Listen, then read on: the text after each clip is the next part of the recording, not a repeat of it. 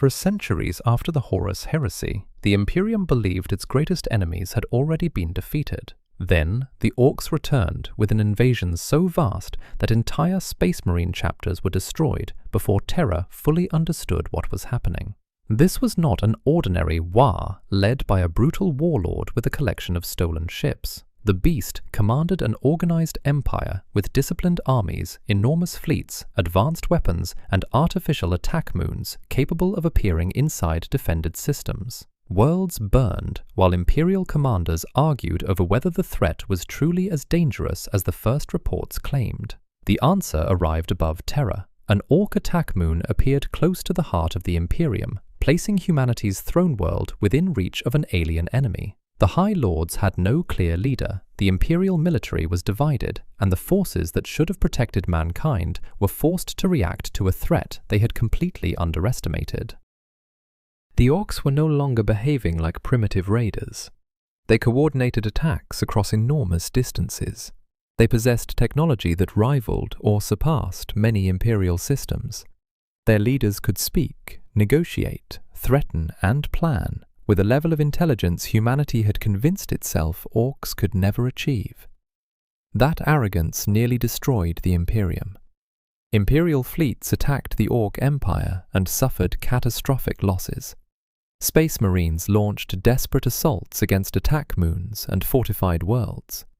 Entire armies were sacrificed merely to slow the advance, while Terra searched for someone capable of uniting its defenders. The war became the largest conflict humanity had faced since the siege of Terra. The Imperium survived only after paying an enormous price, uncovering secrets it would have preferred to leave buried, and launching repeated attacks against the heart of the beast's power. Eventually, the beast was defeated. But the victory exposed a terrifying truth. The Orks had not suddenly become intelligent. Their species had always possessed the potential to create something far greater than scattered tribes and crude warbands. Given enough time, enough victories, and a powerful enough leader, they could rebuild the kind of empire that once placed Terra itself in danger. The Imperium survived the War of the Beast. It did not remove the conditions that created it. Across the galaxy, Orks still fight, grow stronger, and gather behind successful warlords.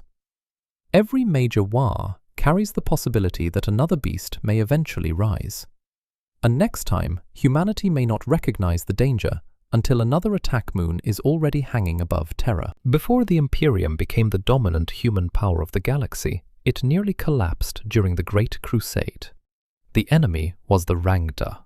They were not a single warband or a minor Xenos kingdom defending one corner of space. They controlled a vast interstellar domain filled with powerful fleets, enslaved species, engineered monsters, and weapons that forced even the Emperor's armies to change how they fought. The first Imperial offensives ended in disaster. Expeditionary fleets entered Rangdan territory expecting another rapid conquest. Instead, ships vanished, entire armies were cut off, and worlds believed to be secure were suddenly attacked from behind. The Rangda understood how to break supply lines, isolate fleets, and turn every Imperial mistake into a larger defeat. Their greatest strength was not numbers alone. They transformed conquered populations into tools of war. Prisoners could be enslaved, altered, or deployed against their former allies. Strange creatures appeared on battlefields beside Rangdan forces, each seemingly designed for a specific purpose. Some tore through armor. Others spread terror, confusion, or corruption inside human ranks. The conflict became a series of brutal campaigns later remembered as the Rangdan Xenocides. Multiple Space Marine legions were drawn into the war. The Dark Angels suffered catastrophic losses, losing warriors and warships on a scale few later enemies ever matched. Entire formations disappeared in regions where even Imperial records became confused or incomplete. The war grew so dangerous that ordinary victory was no longer enough. The Imperium had to destroy the Rangdan ability to recover. Worlds were burned, slave populations were wiped out rather than risk their return to enemy control. Forbidden weapons were used, and powers normally kept hidden were unleashed because the alternative was the collapse of the Great Crusade itself. the Imperium eventually survived. But it did not win cleanly. The Rangdan Empire was erased, system by system, at a cost so terrible that much of the truth was later sealed away. Their appearance, leadership, and full strength remain unclear because imperial archives preserve only fragments. That silence is important. The Imperium celebrates easy victories. It hides the wars that reveal how close humanity came to extinction. The Rangda were defeated before the Horus heresy began, yet they had already weakened fleets, shattered legions, and forced the Emperor to use weapons he may never have intended to reveal.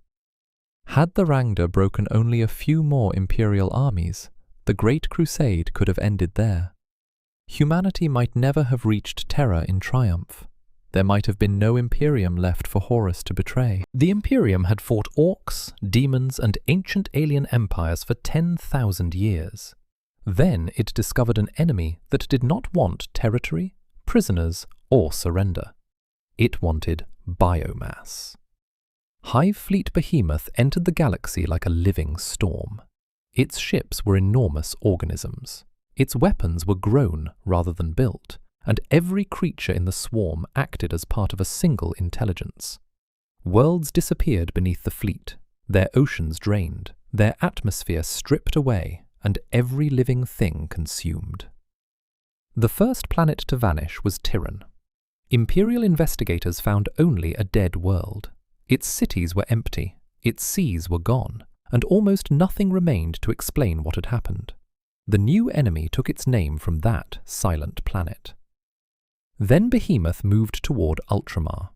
Marneus Calgar, chapter master of the Ultramarines, gathered his forces to stop the invasion before it reached Macragge. He expected a powerful enemy. He did not yet understand that the Tyranids could adapt during the war itself. At Prandium, Imperial defences collapsed beneath endless waves of organisms. Small creatures flooded trenches and tunnels. Larger beasts tore apart tanks and fortifications. Every victory over one bioform seemed to produce another designed to overcome the weapons that had killed it. Calgar escaped. Prandium did not. The loss proved that conventional warfare was not enough. The Tyranids did not fear casualties because individual creatures meant nothing to the hive mind. Millions could be sacrificed to discover the position of a gun line or the weakness of a fortress. The final battle came at Macragge. In orbit, Imperial ships fought living vessels that bled, healed, and released new organisms into space. On the surface, the Ultramarines defended their fortress world, while Tyranid swarms attacked through ice fields, mountain passes, and underground complexes. The first company made its stand at the polar fortresses. They were among the most experienced warriors in the chapter. They fought until their ammunition ran out, until their defensive positions collapsed, and until no one remained alive. When Imperial forces finally reached them, every veteran was dead. Macragge survived only because Hive Fleet Behemoth was broken through desperate sacrifice. The Ultramarines stopped the invasion, but the victory nearly destroyed their chapter, and revealed a threat far greater than one alien fleet. Behemoth was not the Tyranid race. It was only the first Hive fleet encountered in full force. The Imperium had not defeated the enemy. It had survived first contact. Beyond the edge of the galaxy, other fleets were already approaching. They would learn from Behemoth's failure, absorb new genetic material, and find a galaxy filled with life. The First Tyrannic War saved Ultramar. It also warned humanity that something from outside the galaxy had discovered its food. Armageddon was already one of the most valuable industrial worlds in the Imperium. Then Ghazghkull Mag Uruk Thraka arrived. The Ork warlord did not come with a raiding fleet or a scattered collection of tribes. He came with a Waaagh large enough to drown an entire planet beneath green bodies, crude war machines, and ships built from stolen metal. His target was Armageddon because it was rich, heavily defended, and important. To an Ork, that made it perfect. The invasion began with orbital attacks and mass landings across the planet. Hive cities were cut off, supply lines collapsed. Imperial forces were forced to defend enormous industrial zones, while millions of orcs poured toward the walls. The defenders had numbers. The orcs had momentum. Ghazghkull understood that the Imperium would try to hold fixed positions, so he kept pushing fresh troops into every breach, allowing the defenders no time to recover. Entire regiments disappeared inside battles that lasted for days without pause. At the center of the defense stood Commissar Yarrick. He had already fought orcs before and understood something many Imperial commanders did not. They respected strength. Fear, hesitation, and weakness only encouraged them. Yarrick turned himself into a symbol the orcs could understand. He fought at the front, refused to abandon key positions, and survived wounds that should have killed an ordinary man. Stories spread that he could not die. To Imperial soldiers, he became a reason to keep fighting. To the orcs, he became a worthy enemy. The war reached its worst point at Hades' Hive. Ghazghkull committed enormous forces to destroy it, while Yarrick organized a defense built from exhausted soldiers, damaged weapons, and collapsing fortifications. The hive eventually fell, but it did not fall quickly. Every day the defenders survived gave the Imperium time to gather reinforcements. Space Marines arrived. Fresh armies entered the war. The invasion that was supposed to become a rapid planetary conquest turned into a grinding conflict. Ghazghkull was eventually forced to withdraw. The Imperium called it victory. But Armageddon had been devastated. Cities were ruined, millions were dead, and vast regions of the planet had become permanent war zones. Worse, the orcs had learned that Armageddon could give them the kind of battle they desired. Ghazghkull had not been broken. He had been impressed. The Second War for Armageddon ended because the Imperium survived long enough to stop him. It did not remove the orc threat. It only delayed the next invasion. Years later, Ghazghkull returned with an even larger Waaagh. For the Imperium, Armageddon was a world that had to be saved. For Ghazghkull, it had become the greatest battlefield in the galaxy. The Imperium believed Ghazghkull had been driven away from Armageddon. In reality, he had only gone to gather a larger army. Decades after the second invasion, the Ork warlord returned with a Waaagh far greater than before. Thousands of ships emerged around the system. Asteroids had been converted into fortresses. Space hulks carried millions of warriors, vehicles, aircraft, and machines built for a single purpose. Armageddon would become the greatest war in the galaxy. The Imperium had prepared for Ghazghkull's return, but no defense could completely stop an invasion of this size. Ork vessels crashed through blockades. Landing craft filled the sky. Entire armies descended upon hive cities, factories, deserts, and polluted jungles. The war spread across the planet almost immediately. This time, Commissar Yarrick was waiting. His reputation had grown since the previous invasion. Imperial soldiers saw him as the man who had already defeated Ghazghkull once.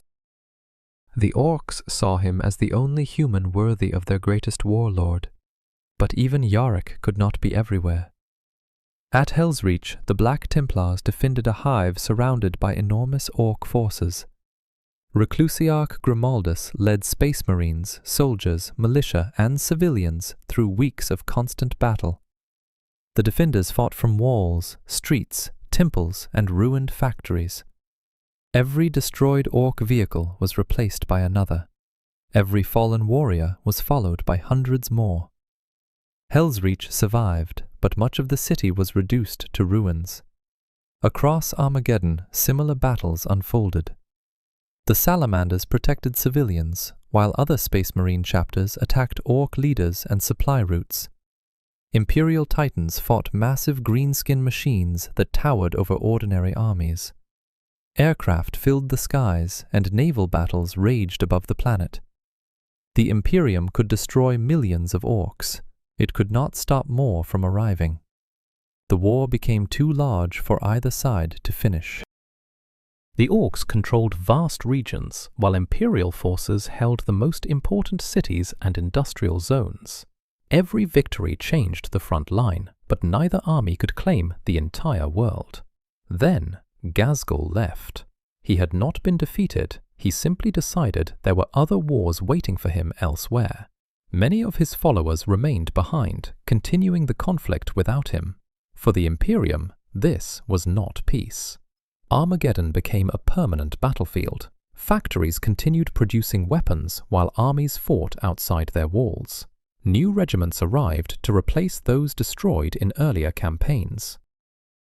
Ork spores spread through the wilderness, ensuring that even cleared regions could become dangerous again. The Third War for Armageddon proved that the Imperium could defend a world without truly saving it. Humanity prevented Ghazghkull from taking the planet, but it never removed his armies.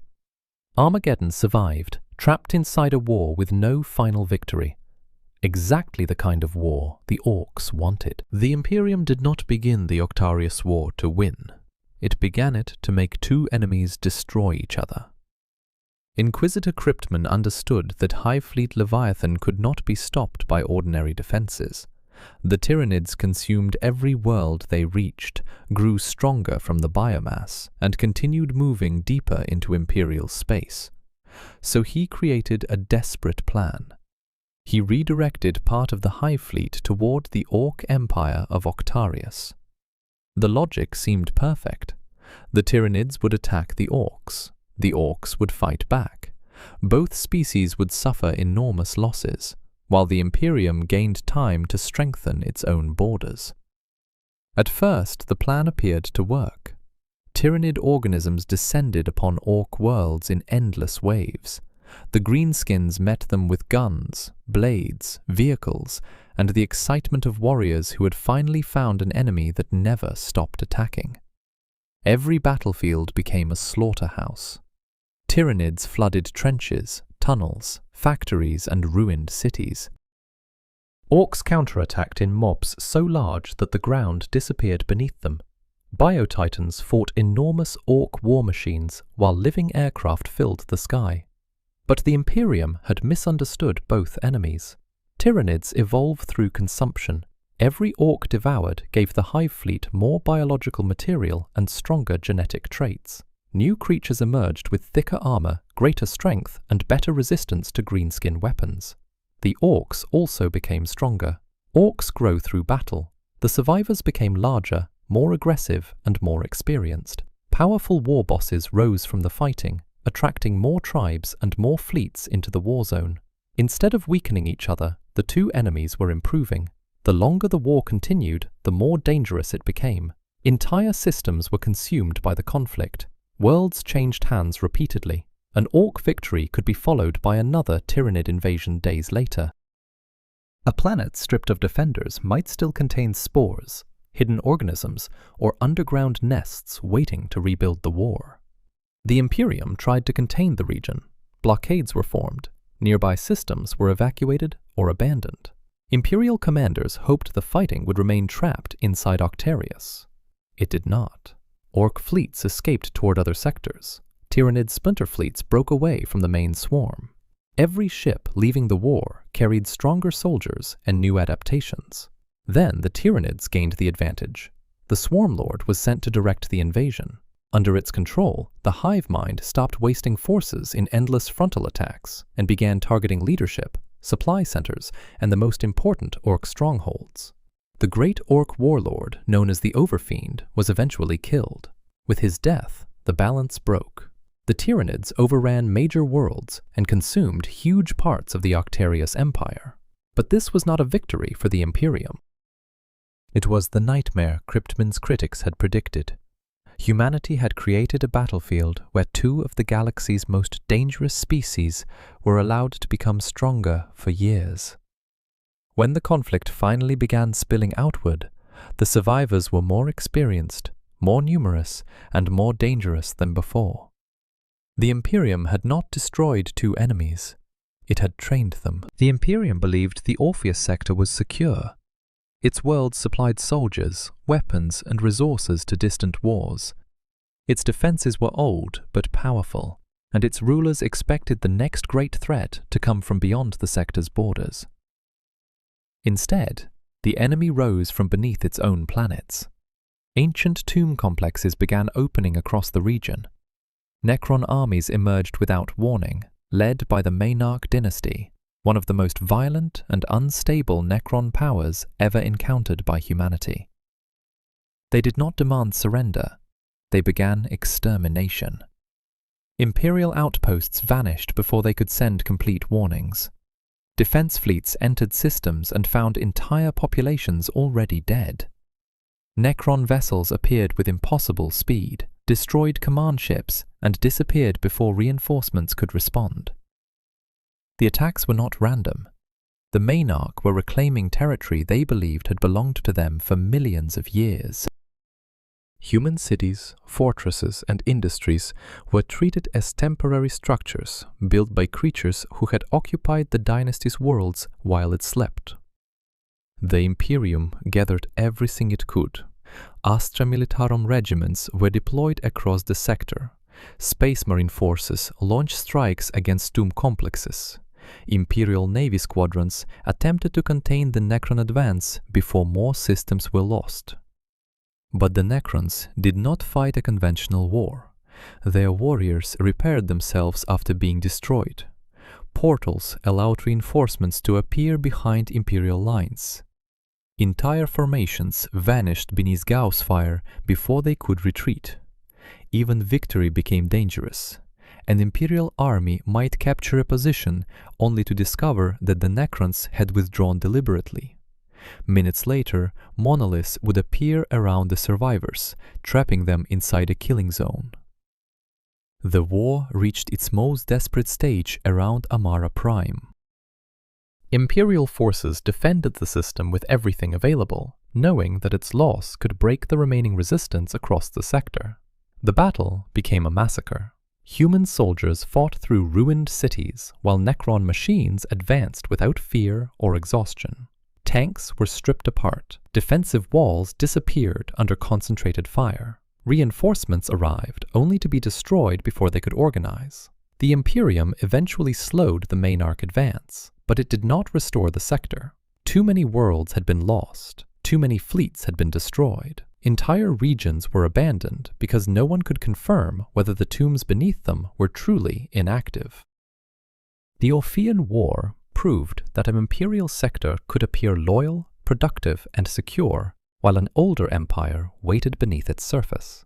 Humanity had not been invaded from outside. It had built its civilization directly above the enemy. The Imperium survived the war, but much of the Orpheus sector was left broken or silent, and the Maynarch dynasty was not destroyed. It had only awakened. The Imperium expected the Tau to collapse as soon as a real crusade reached their borders. They were young and tiny compared with humanity.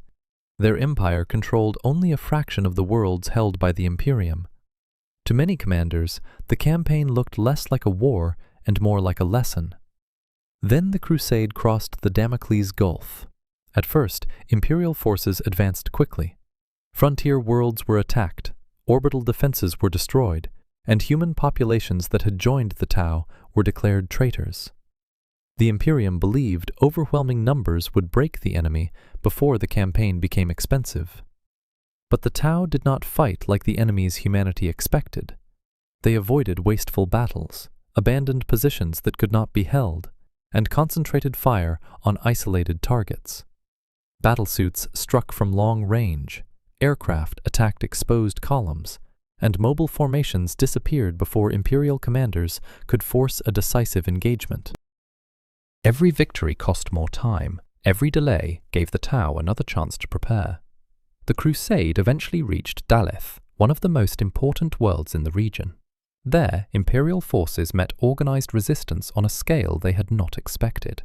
Tau defenders used advanced weapons, planned retreats, and counterattacks to slow the invasion. The Imperium could destroy Tau units. It could not destroy them quickly enough. Supply lines stretched across hostile space. Ships required repairs. Regiments suffered losses that could not be replaced immediately. The campaign was becoming a long war the Imperium could win only by sending more troops and ships. Then, news arrived from elsewhere. Hive Fleet Behemoth had entered Imperial space. Suddenly, the Tau were no longer humanity's greatest problem. The Crusade was ordered to withdraw so its forces could reinforce more important fronts. The Imperium left before the Tau Empire had been broken, and the young alien power survived. The Tau studied everything left behind. They examined Imperial weapons, tactics, armor, and military organization. They learned how humanity fought and changed their doctrine for the next war. To the Imperium, the campaign became another unfinished conflict. To the Tau, it became proof. The Imperium was powerful, but it was not unstoppable. It could gather armies large enough to threaten the Tau Empire, yet it could not keep those armies in one place while Tyranids, Orks, Chaos, and Rebellion attacked elsewhere.